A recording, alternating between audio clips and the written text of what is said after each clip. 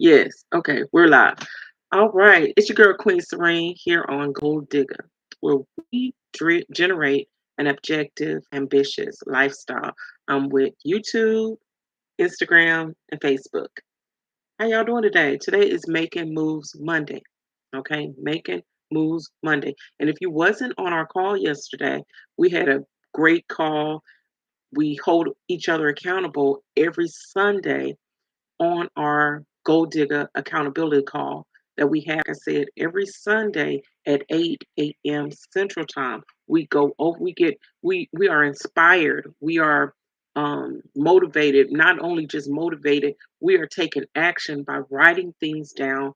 We talk about what we did the week following week. We talk about what we're going to do the next week. And we just share resources. And it's a whole vibe. It's a whole vibe. Today, we are going to be talking about health issues. Do you let your health issues deter you from your dreams and your aspirations? Are you making excuses that why you can't do something is because I don't feel good, or it could be, a legit health reason, right? But is it an excuse not to go after your dreams and your goals and the things that you want to do in life? I don't think so. I don't think so at all. I think everyone, regardless of, what you're going through health wise, even mental wise, you need to get that help, right? You can still attain your goals. All right. And that's what we're here for. Goal is an acronym for generating an objective, ambitious lifestyle. And that's what gold diggers are all about. All right. We digging for our own goals in life, and we're executing and getting things done. All right. And we're going to talk about today 10 ways to stop using health issues as excuses, like I stated, for not obtaining your goals, right? So anyway, Making Moves Monday is all about starting the week off right. We Sunday, we already prepared for it, right? So Monday, we are in gear. We are shifting gears. I'm getting busy, right? We're moving. Okay. Let's start with, well, first of all, let me say some common reasons people use health issues, because we will do it. I've done it before. I don't feel good today, right? But we can use these health issues as excuses as well. We may be feared that we're going to fail. Could be that we're just scared that we're going to fail. But failure is part of growth. I always say that, right?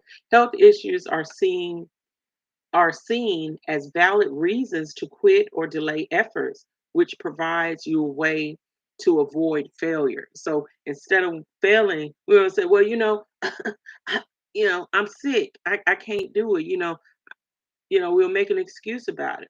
Lack of energy and motivation. Poor health can drain energy, and very well can, leading people to believe they don't have the physical or mental stamina to push forward, you know, because we're using that as an excuse. We say, well, and then we're scared to fail. And so we're just like, well, I really can't do it. I really can't, the way my health is set up, I can't do it, right? That victim mentality is another one. People may feel like their health challenges make them victims of circumstances, leaving them feeling powerless to change their situation. We use that like we're a victim, and we don't want to and so we don't want to. We say, well, we can't change it because after all, look at this. you know, according to this document of my illness, I can't do it, right? But we're just using that victim mentality, right?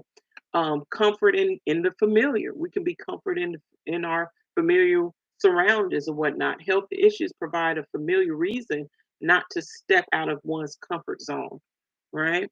They just say, oh, you know, you can recognize what I'm talking about. I'm feeling bad, so of course I'm not gonna attain that. Of course I can't do it. Of course I can't get that done in my condition. whatever condition you put on yourself. Because like I told my daughter this weekend, if you think you can, you are right. You are right because you're telling yourself that. But anyway, social and cultural influence. Some environments might reinforce the idea that health limitations automatically prevents success. Some people may be in agreement with you. They may be in agreement. But what you can do, right, is to prevent or preventative action steps. Have some action steps because just like in my book, Gold Digger, I'm always talking about them action steps. I'm not going to give you, um, show you the problem or the issue without giving you a solution, right? So build consistency, create a daily habits, even small ones, right? That moves you closer to your goals despite of your health issues. You may have some health issues. You may be overweight and can't do that 5K run, right? But what you can do, you can work up to running, by walking first, right? Then building your speed up. If you get a treadmill, put it on 2, then put it on 3, then put it on 4. Just build up is the point, and build that consistency. Because if you're doing it every day, you will build that consistency and make it a habit. And then before you know it, the pounds are gone, right? I always use that as a what in the world? Ooh, excuse me, y'all. There's something in here. Um, regular health monitoring, right? Stay proactive. And then you didn't see it here, but in my little snapshot of the YouTube thing that I put up, the little picture, I have a monitor monitoring my blood pressure. Now I haven't, even though blood pressure, people want to say, "Oh, it runs in our family," or a lot of people tell us as a culture that our blood pressure is high, because of a culture, you know, our culture, and we pass it down generationally. I beg to differ because, and I mean, in some agreements, it can be seem true, but we didn't have these issues before we started eating these foods that weren't made for us, right? And started eating foods that we were not culturally. Of course, we what do we do? We took the scraps and made it into soul food, right? And that is our choice of eating because we passed that down generationally. But unfortunately, those are not good habits, as far as eating. And so that has, in my opinion, right? I'm not a doctor, but in my opinion, that has that is why it is known. We are known for that because we have passed those bad habits down generationally because that was the food of choice that we had no other. That wasn't the food of choice. Should I take that back? That was the food that was given to us that we made into comfort food. But anyway, but because of that, my doctor happened to tell me to had monitor tell me because I'm 51 now, monitor my blood pressure. It was a little high, but I was under a little stress because I tend to try to make better choices. And my blood pressure is doing well now, but you can get things like this to monitor it. Anyway, that's my point. My point is that, okay? Um, so regular health monitoring, stay proactive with that, with regular health checkups. I just had a checkup too not too long ago and manage conditions before they become barriers. Okay, you can do that. Check up, exercise, do healthy, eat better, drink water. I don't know if that's even a good thing. Now, like someone said, what is that thing? Something is flying around here, y'all. And landing on me. Education. Let's go. Let's just keep on going. Keep on going. Education, understanding your health conditions fully so you can make informed decisions about how it impacts your goals. Know your limitations, know your limits, know your barriers, right? Self comparison. Be kind to yourself and acknowledge that progress may take longer with the health challenges, but it's still achievable. And it's still achievable, right? You can adjust your goals too. Review and adjust your goals regularly, like I always say, and align with your current physical and mental health status, aligning with that, right? Your goals. All right. So we're just going to go into a couple of more things of why, should I say, um, we use those excuses, right? We don't want to be judged. We love that excuse. We love that excuse that, oh, I'm not feeling good. Oh, I can't do it. I'm overweight, or I got a heart condition, and you may have one. I'm not trying to tell you to go run a 10K mile with your heart condition, right? I'm just saying take baby steps, and you still can do things that may not be your goal to run a 10K mile. In that case, make your goals. Um, you know, make them achievable with the limitation that you have. But I don't want you to limit yourself. Is the thing, though. But we fear that people going to judge us, so we will use that a lot, right? We don't want to do that. Some worry others will judge them for not succeeding, right? Because if we have that issue, any particular issue, and then we'll just go ahead and keep it like that, and then you know about it. So, we don't want you to judge us. So we say, okay, I had that health issue. This is wrong. What's going on in my life right now, right? Anyway, uncertainty and lack of clarity. Well, that's about your goals. Let's not go use that one right now. We use that as our health issues as an excuse because sometimes because of overwhelm, we're overwhelmed of the size of the goal. We've made our goals too big. I told you, you can't be no millionaire until you become a thousandaire, and first really a hundredaire. If there's a thing, right? But no, seriously, don't. It's okay to go for that big goal, because I'm all about bodacious goals, right? But you have to use smart goals and then set small goals to get to that big one. Okay. So don't overwhelm yourself with the size of the goal. Big goals can feel overwhelming, and health issues can make the challenge even seem more um insurmountable. Okay. Break big goals into tiny, like I was saying, tiny goals, right? Manageable pieces. Okay. Um Comfort in routine. Okay, we have that comfort in our routine. We don't want to get out of that comfort zone. You need to get out of that comfort zone. Um, Excuse me. You need to get out of that comfort zone. Some use health issues, like what should I do? Use health issues to stay within their comfort zone, avoiding the risks and change that come with chasing goals. You have to get out of that comfort zone. You know, one thing I'm going to be doing in my workshop, you guys know that I'm having a workshop. The fourth quarter, I have one each quarter, right? I have my annual conference. I just had my annual conference in August, but each quarter, every 3 months, each season, I start a gold digger workshop, and I help you. And this is in person, so that you all can learn how to use um, and attain your goals. I'm teaching you how to do that, right? Structure your goals. However, in addition to that, I'm going to be teaching you about managing your time management. And that's something that's in my workbook too, or my goal digger planner, and also budgeting. So, those are some two um, extra pluses that's going to be done in that workshop as well. So I'm going to help you manage your time.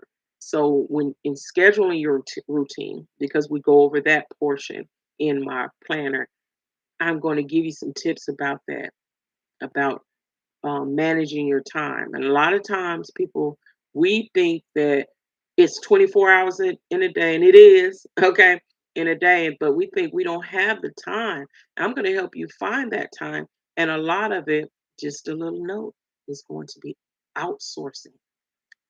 That'll save you some time outsourcing. I'm going to give you some tips on ways to do that. Anyway, so gradually step outside of your comfort zone. Start by setting small challenges and push your boundaries. That's something I did today when I was working out, right? I said, okay, or I did last week actually. Let me use this one. I'm on the stepper. I joined a gym, which I said I'd never do again, but I was on the stepper, that stepper at Planet Fitness. If anybody know that stepper, right? And so I'm on number 5, right? I set it to 5 and I do 30. At first I was doing 15 minutes. Then I went to 20 minutes. Now I'm doing 30 minutes. And I think last week I went to 40 minutes. I did. Went to 40 minutes. Now I don't want to make it a habit because boy, them steps is something else. Because I went in this week and I only did 20 minutes, but I made up and I got on the elliptical and then this treadmill to get all my cardio in. But I'm not saying I'm going backwards because my goal was only to do 30 minutes on the stepper. But you know, I didn't do that today. But my point is telling you, I did go up and up and up. I gradually tested my boundaries. What I'm asking you to do as well, eventually building up the confidence and take larger steps. All right. And I was skipping steps too. Skipping steps and everything. But anyway, um, and then a lot of times we have that lack of self-worth, right? Some you may believe that you don't deserve success, right? You do. You do. You can't achieve it due to your health, so they use that as an excuse to avoid to even try, right? You deserve it. It doesn't matter about your health issues. You still deserve anything that you want out of life. You do. You still deserve it. I'll be pushing my daughter. I had told my one of my daughters, I have 7, so you never know who I'm talking about. But I was telling her that I was going to gift her to go to a conference, right? Because I love going to conferences. I have plenty of mentors. I share my mentors with you, and it's I'm an expert on bringing you the expert, and it's something that she wanted to do. And then I said I happened to run across an expert, and I said, "Hey, let me gift you to go see that person," right? And at first because she had some issues, right, with transportation and things like that. Now, these some things you got to work out yourself. She told me, "Well, Mama, I'm not going to be able to go." And then this and this and that, and I was like, hey, I didn't even say anything. I was just like, okay, I understand. Because the thing is, like, I even told her today after she explained to me, Mama, you know what, I'm gonna go. She went to another conference with a bunch of younger entrepreneurs. Sometimes people take things from different people better. I mean, it's the delivery. Their deliverance may be more of a more down to earth, a more understanding, for them to get it than even their parents. Because the same thing the lady was saying at the conference that she went to a few days ago, or maybe it was on a Saturday. She was just like, Mama, she said this, and I was just, listening to it. 'Cause I was like, isn't this what I been telling you this.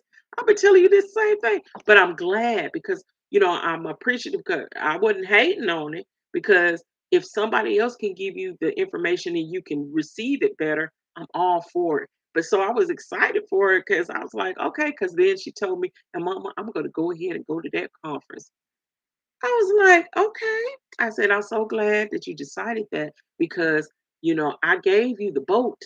You just had to have the paddle to get on your journey. You know what I mean? Because, I mean, it was right there for you. I was gifting you something. And if you couldn't take it, I wasn't going to tell you not to take it. I can keep my little money in my pouch. Okay. But she worked it out and she was like, yes, mama, and I'm gonna go. And I'm excited for her, right?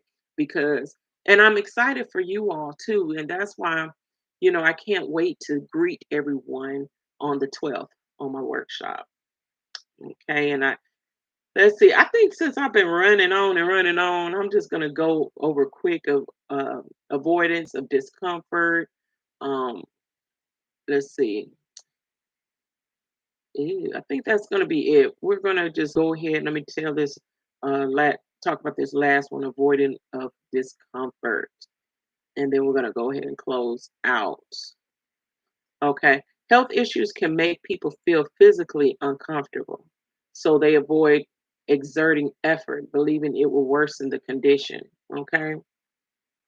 Avoidance of discomfort. Um, accept that discomfort is part of growth. Start small and build your endurance. Just like what I was telling you about the steps, right? When I was stepping and going higher and higher. You don't have to push yourself to the extremes, but small, consistent efforts leads to improvement. Okay. So you can avoid that discomfort by just doing a little something at a time and just keep on putting one foot in front of the other. Okay. With that being said, it's your girl Queen Serene. Um, I'm so excited. I got some gifts for y'all. Slow connection. I got of course I bring the gifts. We're gonna have some snacks, some little snacks and stuff like that. I won't say little. Um, but I like to go all out when I have my workshops and things like that, and when I have my events for us gold diggers, okay? And then I have someone special that is going to open up for me too, as well, um, for my conference. So it'll be a little treat, and I think it's we're going to be talking. They're going to be talking about um, um, self care, self love, I should say, self love, and that's just going to just bring everything together with the workshop on the things that we're talking about. All right. So, oh, okay. So in ending, because that's it. That's it. That's all we done. Okay. I want you to make sure you educate your mind, your body, and your spirit. You have to make better choices when it comes to your health. Let's make that clear. Okay. We got to eat better. We got to move more, eat better. Um, make better choices. I'm not going to tell you to be a rabbit. I've been up, I've been down. I'm not going to tell you not to do this, not to do that. Just make better choices when you're out there, okay? And exercise, your mind too. We have to be a sponge of knowledge. We have to soak it all up, right? We have to do that. It just, you know, um, it elevates you, okay? Your like so let's say your mind, your body, and your spirit. Be kind. Be kind to one another. Boy, I tell you, it was this. I was on the road the other day and driving, and I'm a pretty safe driver, real chill, and so I put on my blinker to turn. I moved a little bit. I wasn't over the line, but I moved a little bit as I was looking in the rearview mirror. And then, like I tell my children, look back at it, look back at it. So you don't just look in the rearview mirror. You turn and look back in the back windows. That's what they look back at it. Look, because anyway, it'll prevent so many near misses, right? Near miss accidents. So as I went, I moved a little, but I knew to look back at it, right? And so when I did that, I said, "Woo, okay, let me wait." I didn't just say "woo." I did move back over a little bit, but I wasn't even in the other lane. But I guess the person next to me, she noticed the move, right? She noticed the little move over, not in her lane, but little move over. And I guess she was just like I do too sometimes. I know they ain't, you know. And she was right, I didn't. But she gave me the evilest look when because I was still trying to get over as she passed, so I kind of glimpsed at her. And she gave me the most rottenest look, and I was just like, and it blew me away. And I did. I kind of went like, "Oh," and I'm sure she got the point. And "Ah, is it that? Is that?" So my point is, be kind. It is never that deep. Come on, y'all gotta loosen up. We, because like I said, I've done that before. I know they better not. Then I say, I change my tone. Though I change it quickly. That's why I'm giving these out. To remind you these reminders, these gratitude gold digger rocks, right? But yeah. So anyway, it was a thing. I was like, dang, people. And then you just see people in so much their mental state, is just so a lot of times people going through so much trauma, and it's unfortunate. Going through a lot of trauma. I know we have a lot going on in our lives, but we have to be less emotional. We put too much emotion. It's okay when you're rapping or something like that. I'm just saying we get tone it down now. That's all. Anyway, it's your girl Queen Serene. Come to my conference. I mean, my gold digger workshop is October the 12th from 10 to noon at the Dr. Richard Shower Center in Huntsville, Alabama. Okay. With that being said, it's your girl Queen Serene, and I'm out. Peace.